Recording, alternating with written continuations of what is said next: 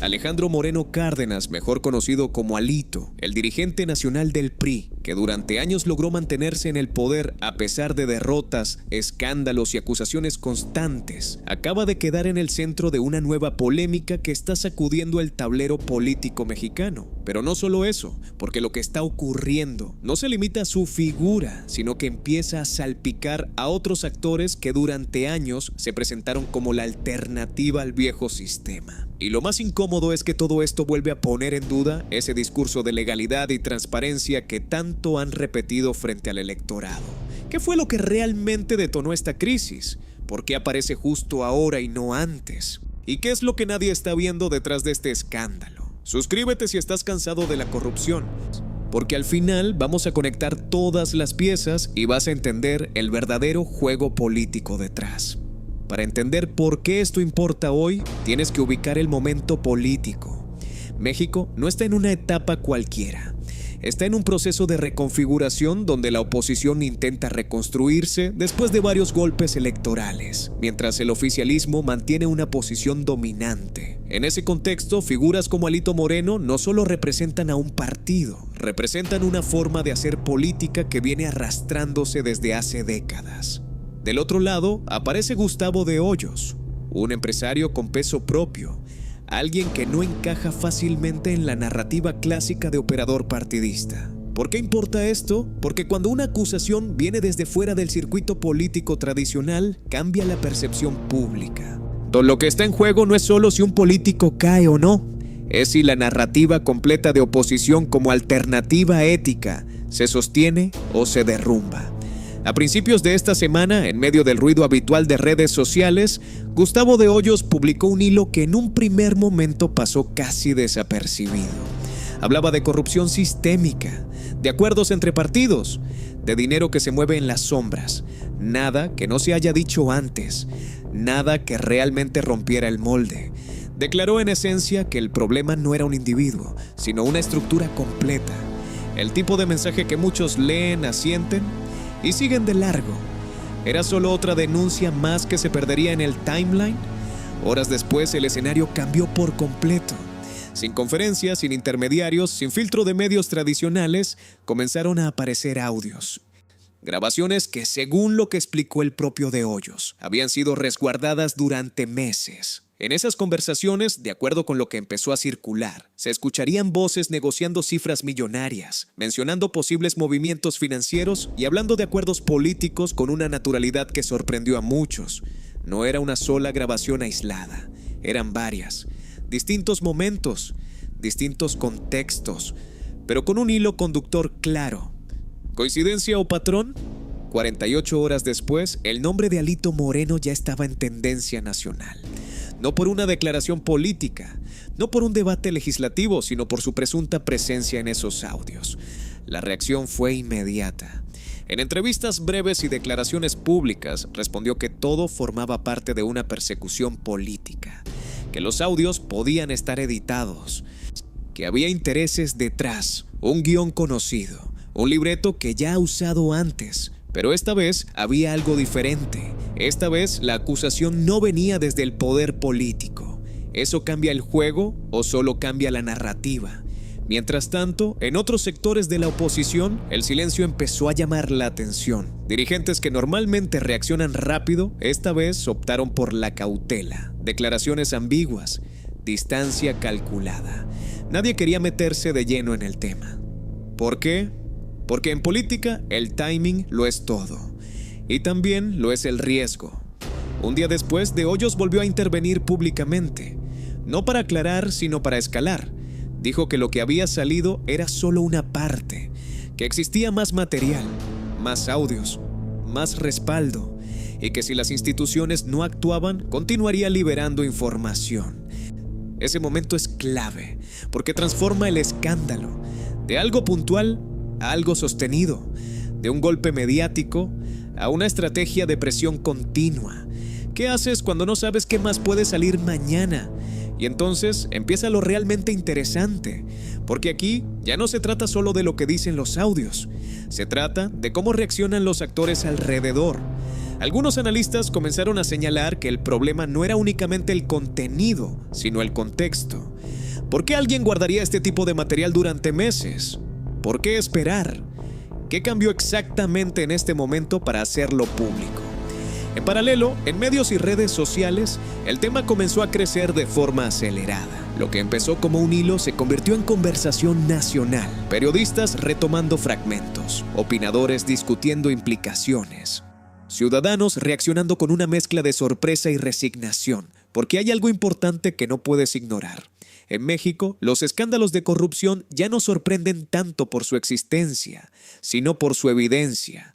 Pero aquí viene el punto clave que tienes que entender.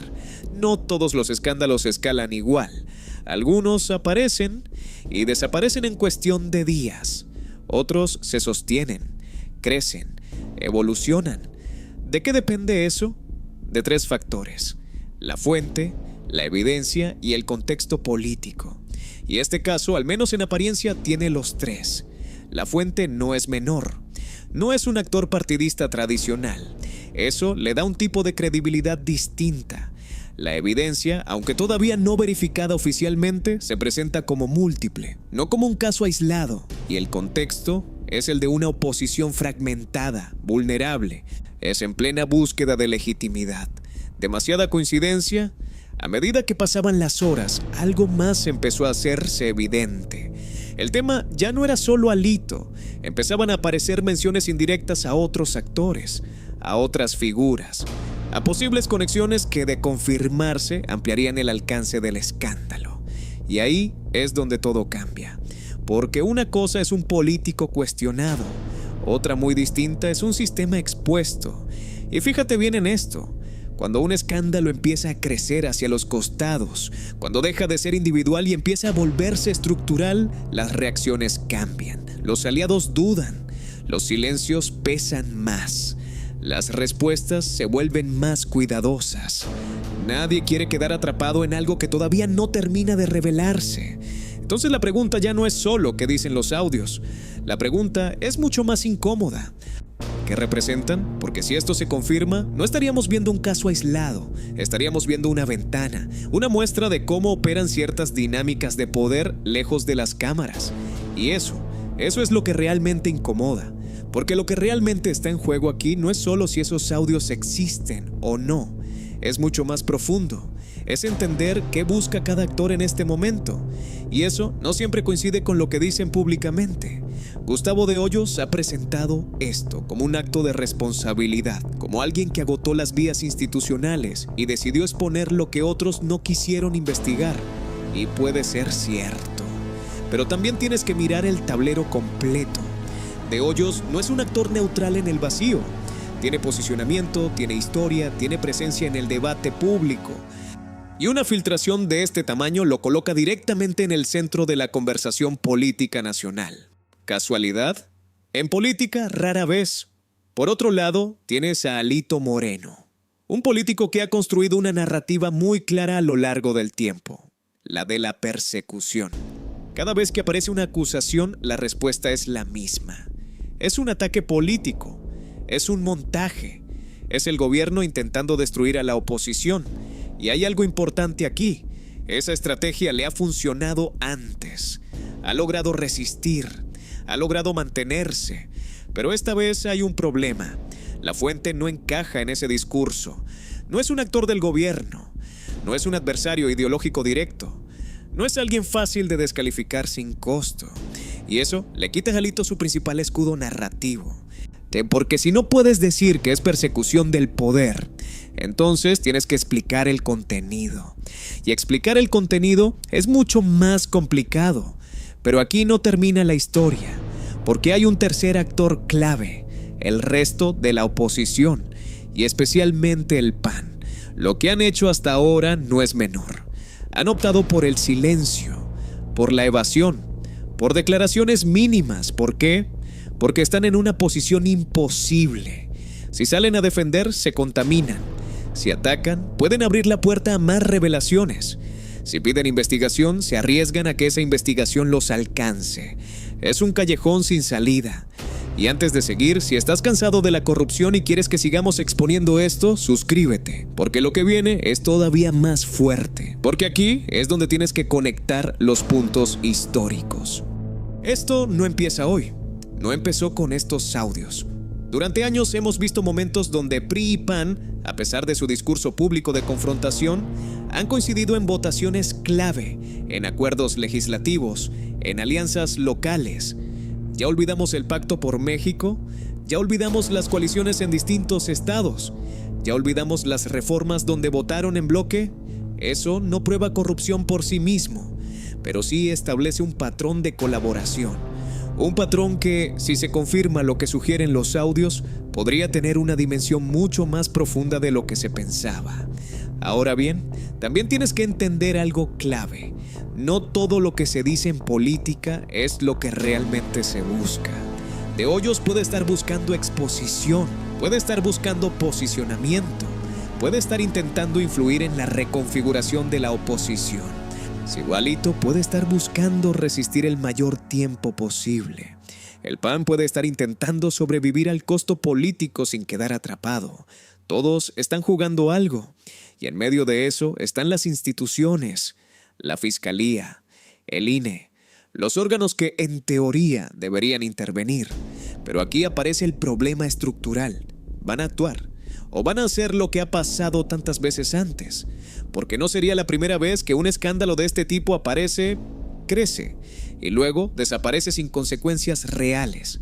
Pero esta vez hay un elemento diferente, la posibilidad de que haya más material, más audios, más filtraciones. Eso cambia completamente la dinámica, porque ya no es un solo golpe, es una presión constante, un goteo, una amenaza permanente. Y eso nos lleva a la siguiente parte, la reacción. En redes sociales, hashtags como hashtag Alito a la cárcel, hashtag audios de Alito y hashtag PRIPAN dominaron la conversación durante horas. Pero más allá del volumen, lo interesante fue quiénes estaban participando. No solo simpatizantes del oficialismo, también periodistas críticos, también ciudadanos sin afiliación clara, incluso perfiles cercanos a la oposición que comenzaron a tomar distancia. Eso es clave, porque cuando el ataque viene del adversario, puedes defenderte, pero cuando el distanciamiento viene de los tuyos, estás en problemas. Algunos analistas comenzaron a señalar que esto podría marcar un punto de quiebre. Otros fueron más cautos.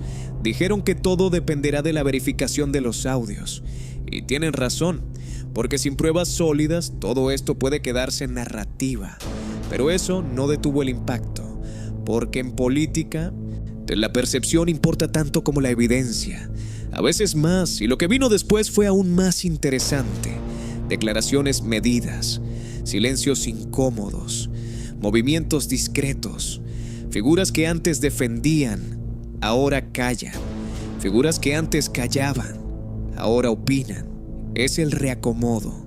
Es el momento donde cada actor empieza a calcular su riesgo.